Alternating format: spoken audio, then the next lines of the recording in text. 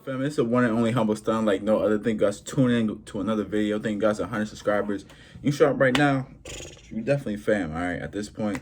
And we're going to be climbing up soon to 200 subscribers.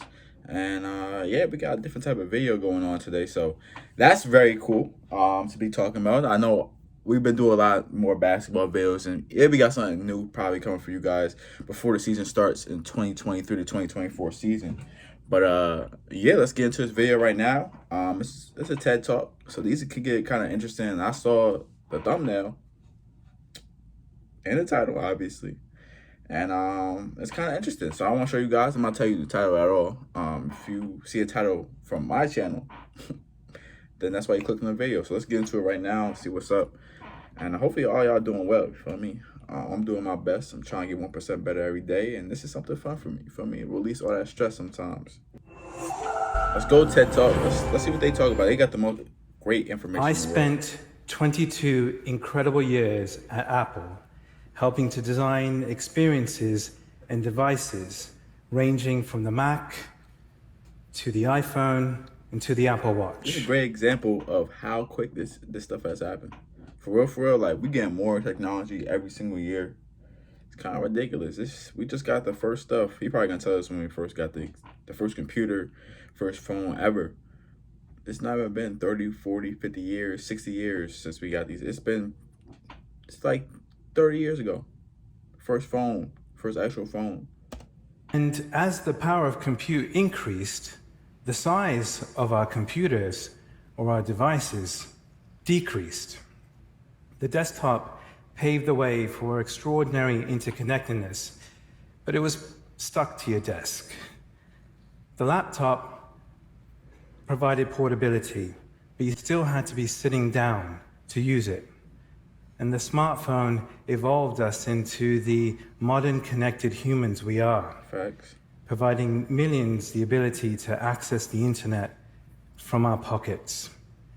And real shit, they're doing a really good job with this adventure. Imran, he been a part of Apple 22 years. I never heard his name in the world. All we really know is Steve Jobs and maybe Tim Cook, if you know who the new CEO is now. But that's the only big names you know. If not, you don't know anything. You don't know Imran unless you really indulge into these companies. But this is evolution of companies right here. So yeah. Our watch was a window to that phone, a companion device with a whole host of health insights, all shrunk down to your wrist. But what comes next? Some believe AR/VR glasses like these are the answer, but they merely move the screens we already have in our lives today to being just millimeters away from our eyeballs, a further barrier between you and the world. And the future is not. Why not we talk about that? How scary that is. Imagine walking around with that headset on your head.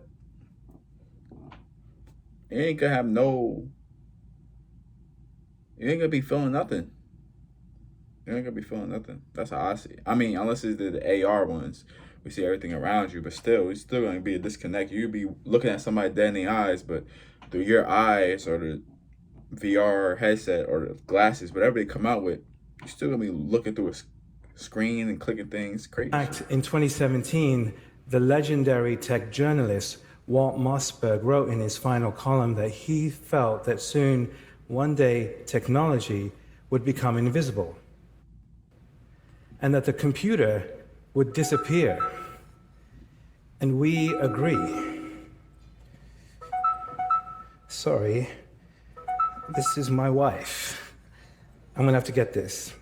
Hello? Hey, Bethany. How's it going? Good. Are you and Ted? Yeah, I'm on the red circle right now, actually. Oh, great. Good luck, and don't forget to mention me. I'm not gonna lie. Like, obviously, this is not real. It's just an example of what this could be like. And this is crazy. Oh, babe. Thank you. Love you. So Love where are you you too. hearing it from? Do you have an earpiece in the whole Bye. time? That's how you... It's gonna get different in a minute. So my wife, Bethany, and our entire company at Humane have been working to answer the question of what comes next. Humane. And you may ask yourself, why? Why would anybody do this? It's because we love building technology that genuinely makes people's lives better.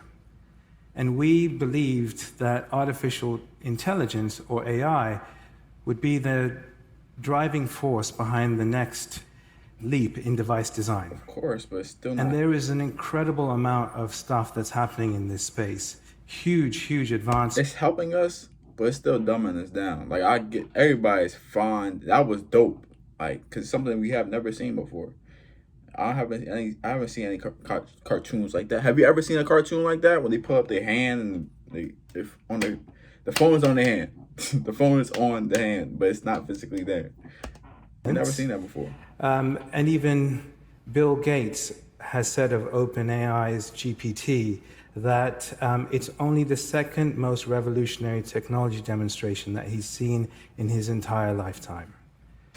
But what do we do with all these incredible developments? And how do we actually harness these to genuinely make our life better? Facts, someone here. If we get this right, AI will unlock a world of possibility for all of us. And today, I want to share with you what we think is a solution to that end. And it's the first time we're doing so openly.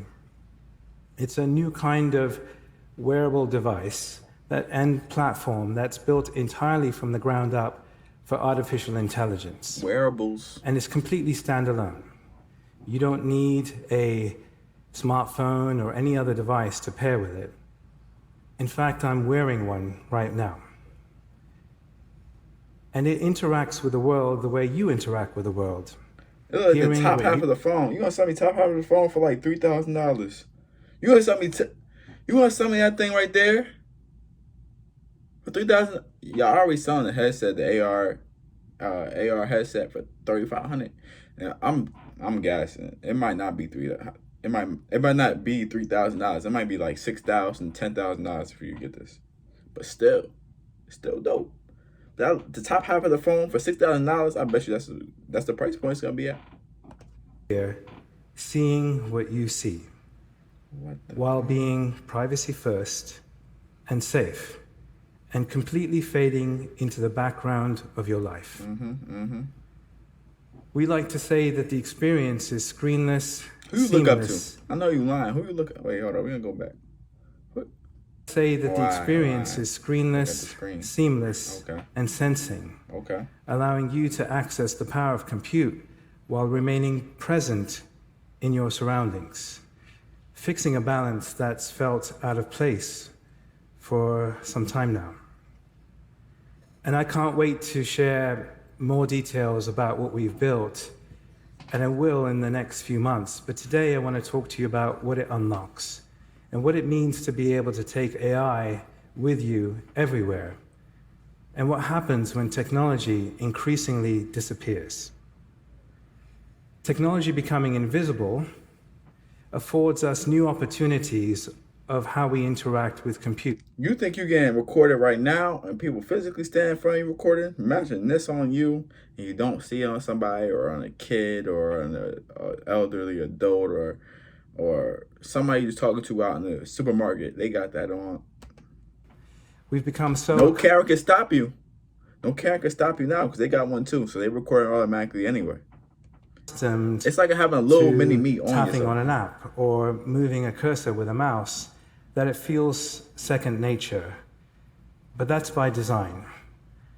When I was working on the iPhone, I used to test interactions like slide to unlock with my infant daughter. She was the best possible focus group. She's 16 now, and she's got a lot more ideas than she did back then.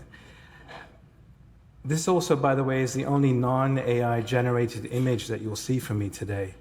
And as I look at it now, I see more than ever why a future driven by AI is far better than a future that would involve more screens.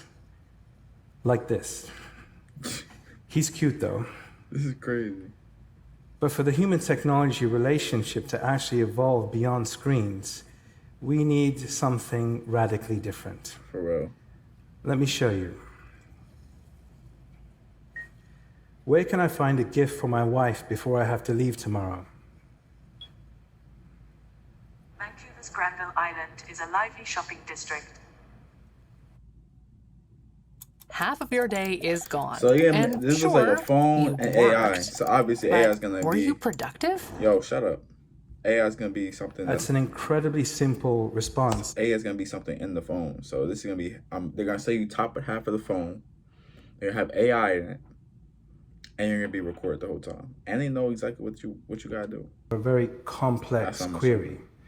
How often do we find ourselves in a new city, wrestling with our phones, trying not to bump into people, trying to figure out where we're going and where we're supposed to be?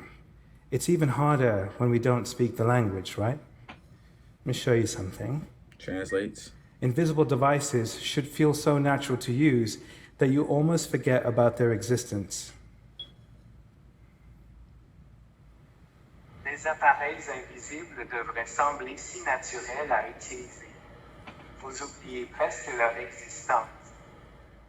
You'll note that's me and my voice speaking fluent French, using an AI speech model that's part of my own AI. So it's the beginning. This is of AI, not a deep fake. AI telephones. AI telephones like we in 1980. I said AI telephones like we in 1980. I meant to say AI cell phones. AI iPhones that's adapted with the phone or whatever the piece is. In fact, it's deeply profound. This is my AI giving me the ability to speak any language, and you having a chance to hear me speak that language in my own emotion and my own voice. Mm-hmm. Thank you. Not bad. This is moving away from the experiments that make us all concerned about the direction compute is going in. Facts. But it's instead using technology to create real, responsible compute products that are in service to us and built on trust. This is good AI in action. And we spent thousands of hours reimagining and redesigning new types of compute interactions, ranging from complex voice commands to intricate hand gestures, all in service of trying to find more natural ways to interact with compute. Okay. Why fumble for your phone when you can just hold an object and ask questions about it? The result almost feels like the entire world becomes your operating system. You know how crazy it's gonna feel transferring to this device after you're on his phone every single day of your life, almost every hour of the day, maybe 10 to 12 hours a week on this phone. And you know how weird the transition is gonna be? Not saying it's not gonna work, but people are naturally looking on their phones now. They're having their head down, things of that sort. So this is a great idea, but the transition gonna be crazy. Just like, I mean, it's probably gonna be the same transition as us going from a flip phone to iPhone to now an AI device on your thing. So you're actually, I guess this is in a good way. You'll be able to, what's the word, or what's the words for this? Be able to, connect with human beings more. Because obviously people have separated from each other. Whether any race, any place, a lot of human confrontation, interaction is not the same like it was before COVID.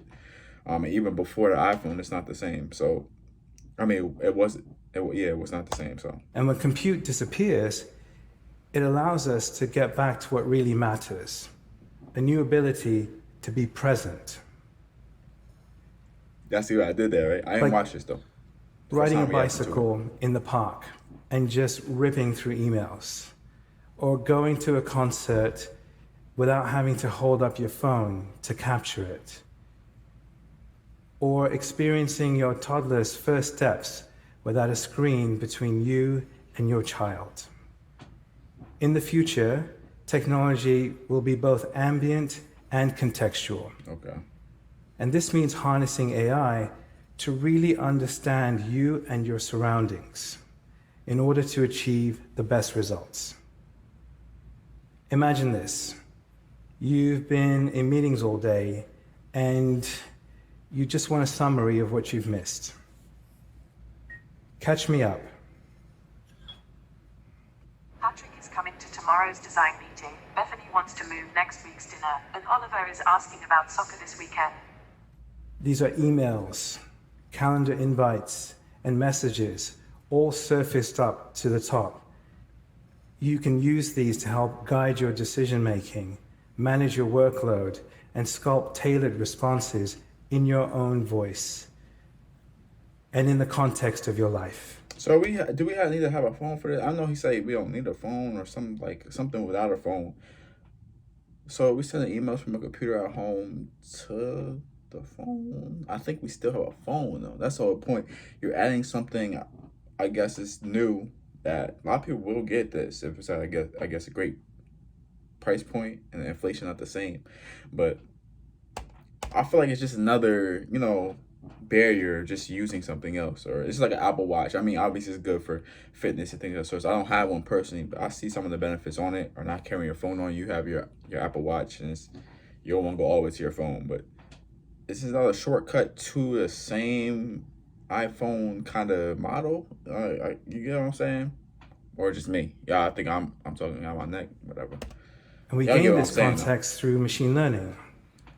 The more you use our device powered by AI, the more we can help you in all times of need.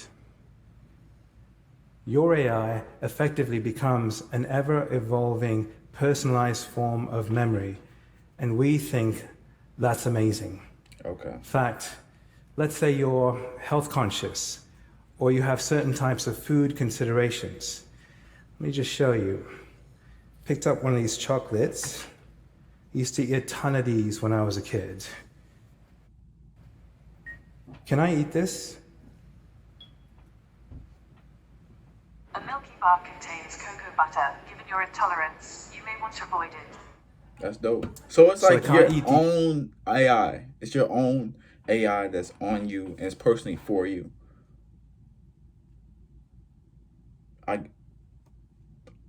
That is dope. That is dope. I'm not here trying to judge. I'm just trying to give y'all my opinion fully. I'll be thinking about these things, right? It's good to think about these things because you don't know what these people could do with your data, the information they have when you after you pass or while you're here or if you lose it. What happens if you lose this? What happens if you lose this? Is there a plugin where you could download it? Is it only for you? Could you find it? Anymore. I know you probably didn't figure all this out, but it's just a test model, even though it's dope. And he getting claps. That's dope. But what's cool is my AI knows what's best for me, but I'm in total control. I'm gonna eat it anyway. Enjoy it. They got jokes. Your AI figures out exactly what you need. And by the way, I love that there's no judgment. I think it's amazing to be able to live freely. Your AI figures out what you need at the speed of thought. Okay. A sense that will ever be evolving as technology improves too. And these examples are just the start. As AI advances, we will see how it will transform nearly every aspect of our lives in ways that will seem unimaginable right now. In fact, Sam Altman from OpenAI feels the way we do. AI is a rare example. AI is grossly underestimated. Extremely hype thing that almost everyone still underestimates the impact of, even in the medium term. And I'll add, so long as we get it right. We really believe that we're only beginning to scratch the surface of what's possible. For sure. Embed advancements of AI like in a device that's actually built to disappear and allow experiences to come forward. And we open up entirely new possible ways of how you interact with technology. Right. And how you interact with the world around you. More humane, intuitive interactions that are screenless, seamless, and sensing. This is so much more than devices just getting smaller or more powerful. This is the possibility of reimagining the human-technology relationship as we know it. And that's what's so exciting. It's a huge challenge, no doubt, but it's the world that we want to live in. One where technology not only helps you get back into the world, but enhances our ability to do so. It's within reach, and you saw some of it today. The future will not be held in your hand, and it won't be on your face either. The future of technology might almost be invisible. Thank you. I'm not gonna lie. Imran Chaudhri, that was great. That was the end of the video, obviously. That's what I'm talking right now, and that's why the screen is going, and that's why y'all see this. But I thought that piece was on him the whole time, was part of his outfit, and I kinda just thought about that right now. But completely, I gave him all my opinions. That's what it is. See y'all next video.